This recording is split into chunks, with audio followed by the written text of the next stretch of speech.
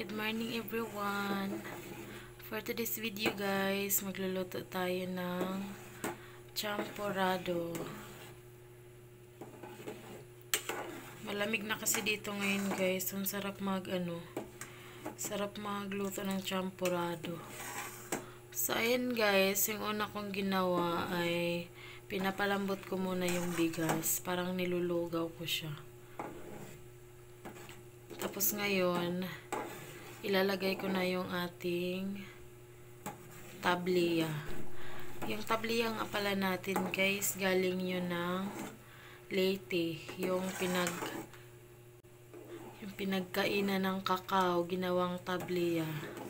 So ayun guys, pwede na nating ilagay yung ating tabliya. Ayun guys, yung ilalagay ko na tabliya ay 2 peraso. 2 peraso na tabliya, tapos dudurogin ko muna siya bago ko ilagay doon sa yung pinapalambot ko na bigas. Ito yung gagamitin ko sa pagdurog ko.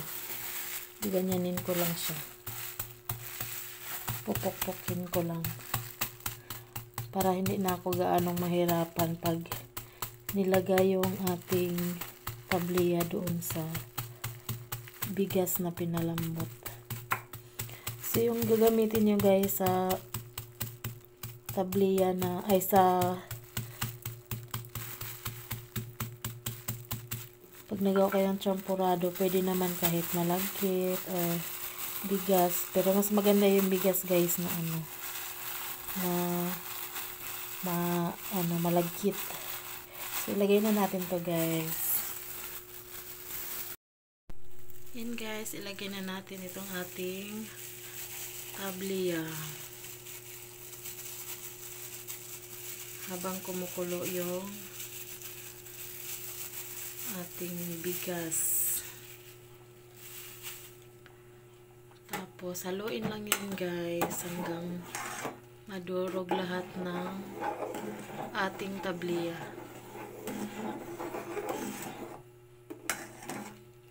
Tapos, isunod naman nating ilagay yung ating asukal. Ito guys, ilagay na natin yung ating asukal. Yung ilalagay natin na asukal guys, dapat hindi siya gaanong matamis yung ating magiging champorado, kasi yung ating champorado maglalagay pa tayo ng gatas, pwede rin condensed milk or evap milk. Pero yung ilalagay ko dito guys ay Bear Brand lang, kasi para hindi na ako bibili pa ng gatas. 2 lang kami na Aliana ang kakain dito guys. Itong bigas nga pala na ginamit ko ay lang to, 1/2 cup. 1/2 cup lang to na Tapos ayan guys, luto na yung kanin natin or yung pinalambot natin na bigas. Papalaputin lang natin to. Tapos pwede na kainin yan pag malapot na yan. Ayan guys, malapit na maglapot yung ating champorado.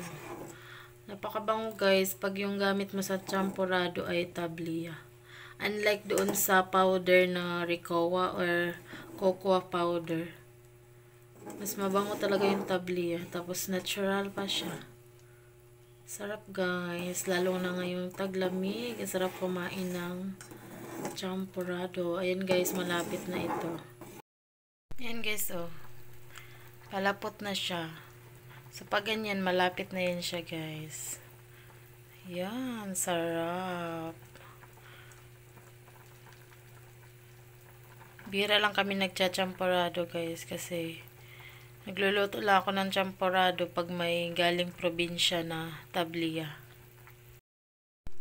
Ayan na, guys. Luto na yung ating champorado. Yung nilalagay ko pala, guys, na tabliya 2, pero dapat 1 lang to. Pero gusto ko kasi yung medyo mapait-pait. Tapos lalagyan ko ng Bear Brand. Ox na yun. So, ayan guys. Maghahain na tayo. Tcharam!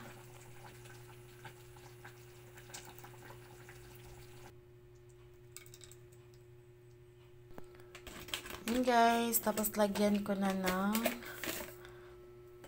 2 kutsara na Bear Brand. Charan! Optional lang naman to guys kung anong gusto nyong ilagay. Pero para hindi na ako bibili, meron naman ditong Bear Brand. Sa Bear Brand lang yung ilalagay ko. Tapos haluin lang natin yan guys.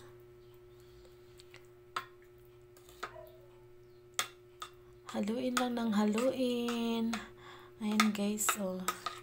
Napakabango niya, lalo na pag nilalagyan na ng Bear Brand. Yan na guys, kain na tayo. Hanggang dito na lang po. Salamat sa inyong panonood. Thank you for watching. Please don't forget to like, comment, and subscribe. Bye all. Love you all. Mwah, mwah.